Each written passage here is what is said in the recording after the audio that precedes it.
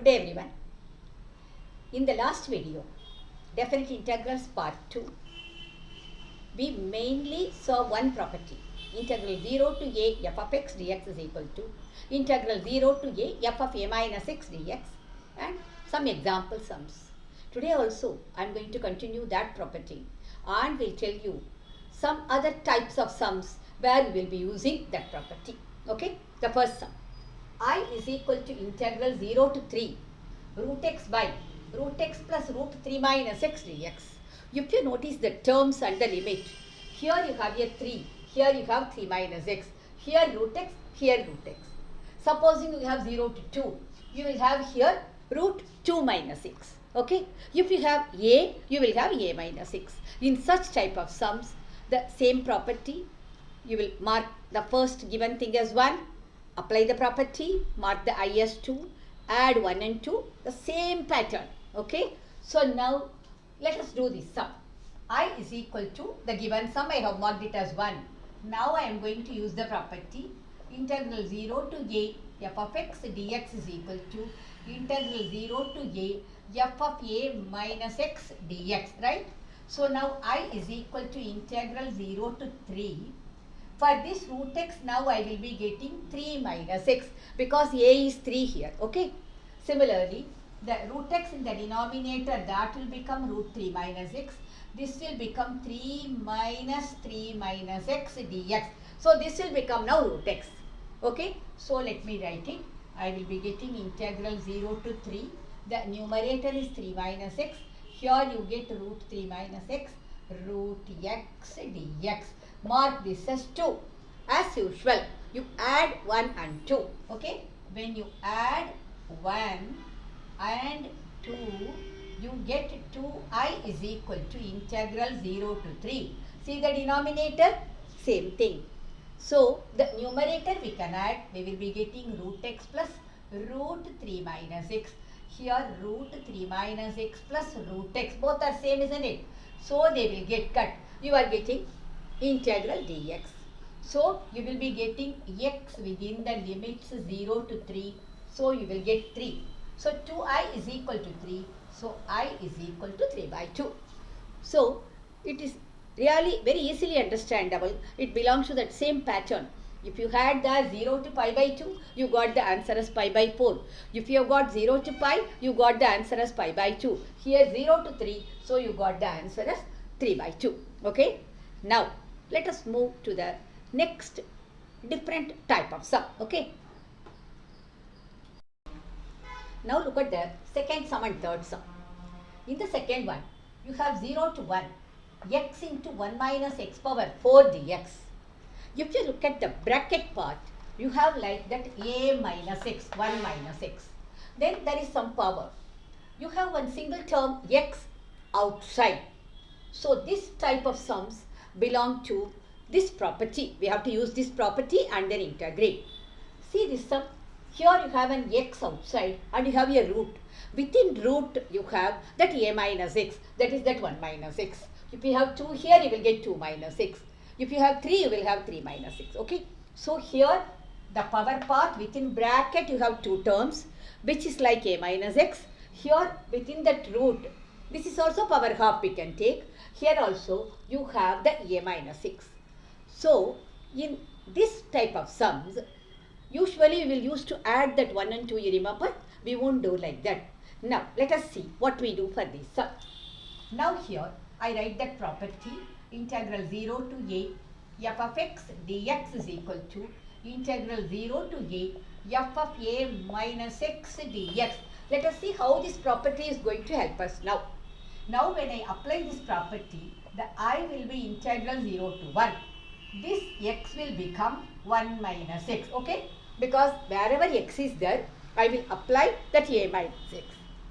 Then, for that 1 minus x, I will be getting 1 minus x whole power 4 dx, right? So, now what happens is, integral 0 to 1 minus x into, if you remove this bracket, 1 and 1 will get cancelled, right? Then you will get plus x, so you get x power 4 dx. So now, the benefit of applying this property is, The single term here outside has the power now, and you have within bracket the a minus x like that. So now it is easy for us, we can multiply and we can integrate the two terms separately. Okay. So now if I remove the bracket, I will be getting 0 to 1. X power 4 minus x power 5 dx. Now the integration is very simple. We will be getting x power 5 by 5 minus x power 6 by 6 within the limit 0 to 1, right? So now for the first one, I will write 1 by 5, then 1 power 5 is 1, right?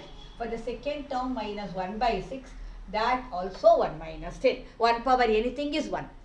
So here we will be getting 1 by 5 minus 1 by 6. The LCM is 30. You will get 6 minus 5. So 1 by 30. Do you follow?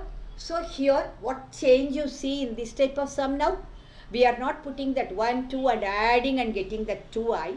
Once you apply that property, here the bracket part, now no, that power has now come as a power for a single term x.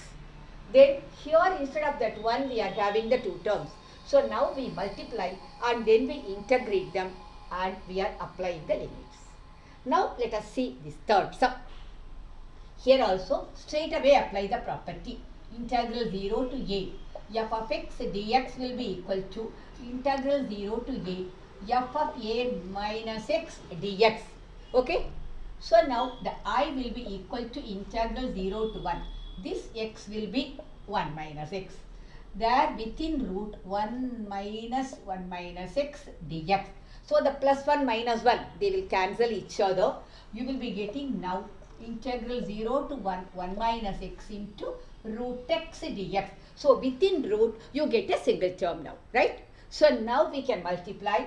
So we will be getting root x minus x power 3 by 2 dx. This is x power half, that is x power 3 by 2. So let us integrate normally. So x power half, when you integrate you will get x power 3 by 2 by 3 by 2. This will become x power 5 by 2 by 5 by 2 within the limits 0 to 1. So here this 3 by 2, you will reciprocate it. You will be getting now a 2 by 3. Okay, x power 3 by 2. 1 power 3 by 2 is 1 again. So 1. For here, you will take that 2 by 5 outside. Here also you will get 1. Since the lower limit is 0 in both, that will vanish. So here you are getting 2 by 3 minus 2 by 5. 2 by 3 minus 2 by 5. The LCM is 15. So you get 5 2s are 10 minus 3 2s are 6.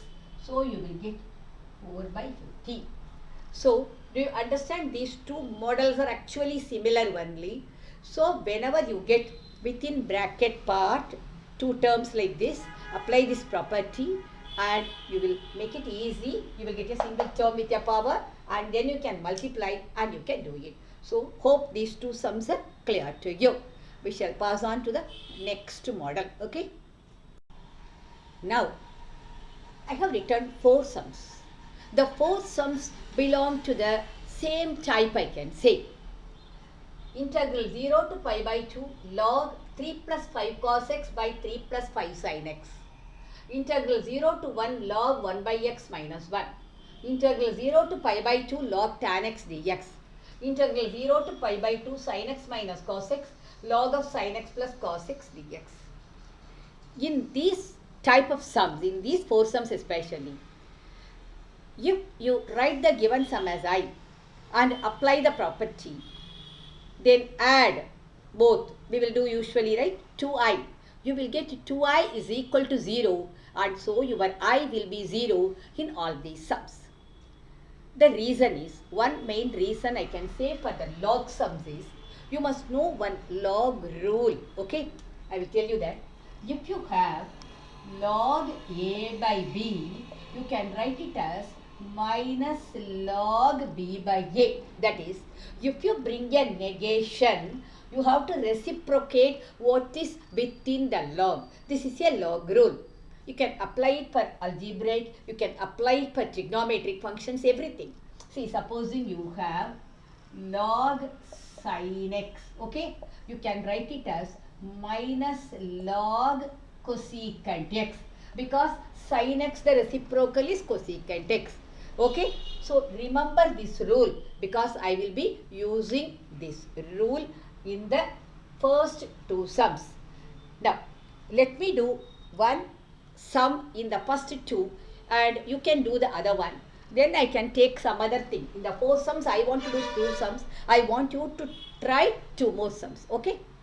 So now, let me take the first sum and tell you how to go about it. The first one I will take now. I is equal to integral 0 to pi by 2 log 3 plus 5 cos x by 3 plus 5 sin x. Here you have to note down. Here 3, here 3. Here 5, here 5. You have cos x, you have sin x. And you know pi by 2 is the limit. So cos pi by 2 minus x is sin x and sin pi by 2 minus x is cos x. Okay. So in such type of sums. So now I will write this as my 1. Now I am going to apply the property, right? So now my I will become integral 0 to pi by 2 log 3 plus 5. Cos x will now become cos pi by 2 minus x. Okay, we have done many sums. So I am writing it straight away.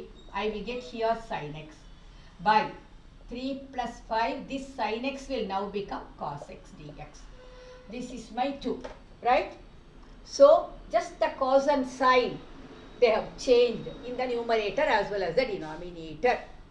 Now, let us add 1 and 2. So when we add 1 and 2, we will get 2i is equal to 0 to pi by 2 log 3 plus 5 cos x by 3 plus 5 sin x dx plus integral 0 to pi by 2 log 3 plus 5 sin x by 3 plus 5 cos x dx, right? If you notice the two terms within the integral, you know this and this, they are reciprocals. Any one I can change. So, I will keep the first one as it is. I will write it as it is, okay? Then the second one, I am going to write as minus integral 0 to pi by 2 log. I will reciprocate. So, 3 plus 5 cos x by 3 plus 5 sin x dx, right? So, now see, both are same. So, everything will get cut. So, I will be getting 2i is equal to 0. So, I is equal to 0, right? So, that will be the answer. Now, I can tell you another method also. Suppose you forget that log means you have to reciprocate and negate. What you can do is, this is like, you can write both within the same integral and they are like log a plus log b. So, you can write them as log ab. When you write them as log ab, what will happen? This 3 plus 5 cos x and this will get cancelled. This and this will cancel. You will get log 1. What is log 1? Log 1 is 0. So, 2i is equal to, you will get integral 0 dx which is 0. So, 2i is 0, I is 0. That is also another way of solving. And if you remember this log rule, you can use this and you can solve. Okay? The same way here what will happen is, first this is nothing but 1 minus x by x. Okay? Log, this is 1 minus x, take LCM, 1 minus x by x. Then you apply the formula. Wherever x is there, you put 1 minus x. So, actually it will be the reciprocal. Then either you use log a plus log b formula, cut it and then get log 1. Or you reciprocate like this as I have used a negative sign. And so, here also you will be getting that 2i is equal to 0. So, your I will be equal to 0. Right? So, this sum, anyway I have now told you, but you do it yourself. This is also very simple. You know, when you apply that pi by 2 minus x tan will become cot, isn't it? So either you can add again log a plus log b. So tan x and cot x will get cut. You will get log 1. Or that log cot x you can write as minus log tan x. So in that way also you can do. Now let me just do this sum. Even though this is also similar, I will do this sum, and so that it will be very clear, you can do the other two sums. Okay.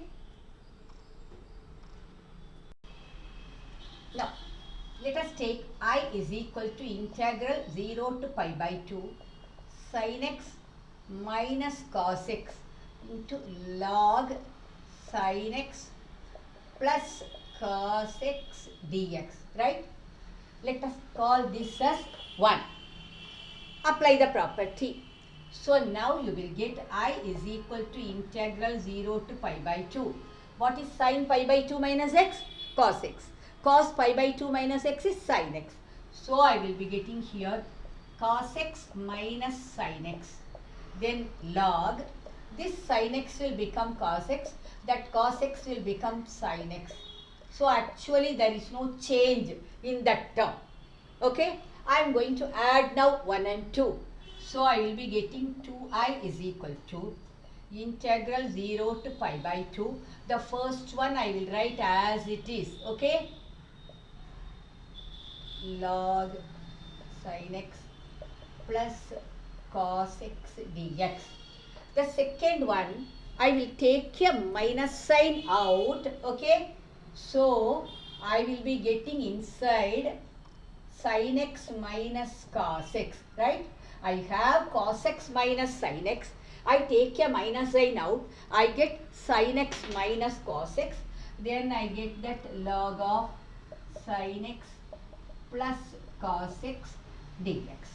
So this and this will get cancelled. So 2i is 0. So I is equal to 0.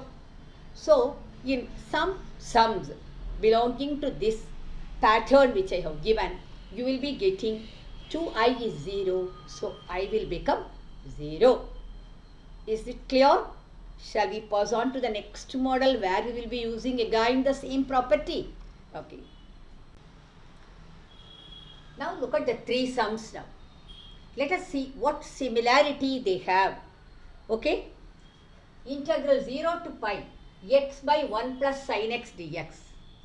Integral 0 to pi x tan x by secant x plus tan x dx. Integral 0 to pi x sin x by 1 plus cos squared x dx. In all these sums, you have some trigonometric functions like sin x, secant x, tan x, cos x, like that, right? Then in the numerator, in all the three sums, you have one x which belongs to the algebraic function, right? So when you have just one x in the numerator along with some trigonometric functions in both the numerator and the denominator, or just in the denominator, like that, okay? If you have some trigonometric function and one algebraic function x, definitely you have to use this property integral 0 to a f of x dx is equal to integral 0 to a f of a minus x dx to eliminate that x from the integrand. Then the sum will consist of only some trigonometric functions for which we can find out what method we can apply and then we can proceed. Okay. So be clear about this model. So here in all the things, our purpose is first to eliminate the x. I will take this sum and do. You try the other two sums yourself. See, why I am giving extra sums like this is, if you practice yourself, it will be clear, it will be registered in your mind easily. Okay, so now I will do this sum. So let me take I is equal to integral 0 to pi x sin x by 1 plus cos squared x dx. Mark this as 1, right? I already told you our purpose is first to eliminate the x. So now we use that property integral 0 to a f of x dx is equal to integral 0 to a f of a minus x dx. So the I becomes integral 0 to pi this x will become pi minus x. This sin x will become sin pi minus x, which is again sin x because sin 180 minus theta is equal to sin theta. Here 1 plus cos pi minus x is minus cos x because in the second quadrant cos theta is negative. But you have a cos squared x. So it will become positive. So you will be getting only cos squared x dx. Is it clear? So the x became pi minus x. The sin x becomes sin pi minus x is sin x. The cos x is cos pi minus x, which is minus cos x. Because you have cos squared, that minus into minus becomes plus. You get plus cos squared x. Okay. Let us mark it as 2. Now you add 1 and 2. Okay. Add 1 and 2 because we want to eliminate that x. So you will get a 2i. That is equal to. Now the denominators are same. I will write it. The numerator here you have x sin x. Here let me expand and write. So I will get plus pi sin x minus x sin x dx. Right? So the x sin x will get cut. You can take the pi outside here. So the integral 0 to pi. You will just get now sin x by 1 plus cos squared x dx. So actually see the difference after that step and adding. You have got 2i. You have got a pi outside. But in the integrand part inside, you don't have that x. You have sin x by 1 plus cos squared x. Both are trigonometric functions. So now we can think what we can do further. Now, in the previous sums and all, our sum was almost over when we added the 1 and 2, no? That step itself, it came to an end. But now it is a different sum. So now here, we have to consider it. If it is such a sum, what will we do? We will substitute cos x is equal to t and we will get minus sin x dx is equal to dt, isn't it? So that is what we are going to do. So now you substitute cos x is equal to t. So minus sin x dx, that will become dt. So sin x dx will be minus dt, right? Sin x dx will be minus dt. Then what to remember now? In a definite integral, when the method of substitution comes, what you have to do? Change the limits. So now let me change limits now. Changing limits. Now what is my x now? The x is 0. So t is equal to cos 0, which is 1. The upper limit. X is equal to pi. So t will be cos pi, which is minus 1, right? So now I am having 2i is equal to, I have a pi outside here. Now the limits are changed. The lower limit is 1. The upper limit is minus 1. Okay? Corresponding to the lower limit of x, whatever you get, that is the lower limit of t. Now, inside, I will get sin x dx as minus dt. That minus I will write here outside dt by the denominator will become 1 plus t squared. Okay. Now, in this sum, we are going to use another property which you have already know. I have mentioned it. Remember? Integral a to b f of x dx is equal to minus integral b to a f of x dx. I told you at that time, when will we use the property? When the lower limit is a greater number and the upper limit is a smaller number. Either introduce a negation or remove a negation and change the limits. Do you remember? So now I will remove this negation and I will change the limits. So now my lower limit is a smaller number, my upper limit is a greater number. Okay. So now I have got dt by 1 plus t squared. This 2I you may forget. So let us do now itself. I is equal to pi by 2. That 2 I am bringing here, right? This is a very straight formula, you know. So you can write it as tan inverse t within the limit minus 1 to 1. You should know all the inverse trig values also. So tan inverse 1 is pi by 4. Tan inverse minus 1 will be minus pi by 4. You should remember the quadrants and all. So now you will get this pi by 2 is outside. We will get pi by 4 minus pi by 4. So pi by 4 plus pi by 4, that will be again pi by 2. Outside you have a pi by 2. So it is pi by 2 into pi by 2, which is pi squared by 4. So now in this sum, you have seen some different steps, isn't it? The first part and all similar. Okay. After that, the sum is not ending after 2i. You are now substituting. After that, the limits, the upper and lower limit. For that, you use another property and you remove the negation and you change the limits. So those are the changes in this sum. So this is a very important sum for you to remember. But this property is the main property. Okay. So now I will just give you a small hint what will happen to the first two sums. But I want you to do it. Okay. So here if you apply the property pi minus x, this will be sin pi minus x. So you will get sin x. When you add that 1 and 2, the x part will get cut. You can take the pi outside. So actually you will be getting 1 by 1 plus sin x within your integral. You know how to integrate 1 by 1 plus sin x. Do you remember? You have to conjugate into 1 minus sin x by 1 minus sin x, and then naturally you will get it.